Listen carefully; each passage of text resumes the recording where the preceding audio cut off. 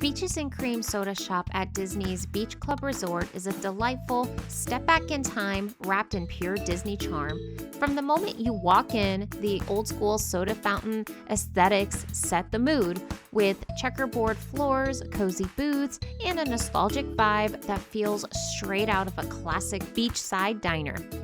And if you love ice cream, this is the place to be. We kept things light, saving room for dessert, starting with the Beaches and Cream chicken salad, which was refreshing on a warm summer day. A classic chili also hit the spot, simple, comforting, and full of flavor.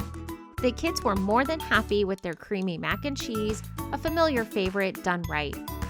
But the real reason people come here is for the dessert, and the No Way José sundae did not disappoint. It was quite literally the perfect ending.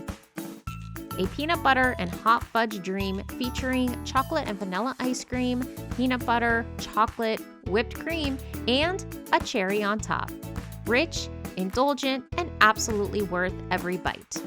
If you're craving a crisp soda, incredible ice cream, and a big dose of nostalgia, be sure to add Beaches and Cream Soda Shop to your must-visit list on your next Disney vacation.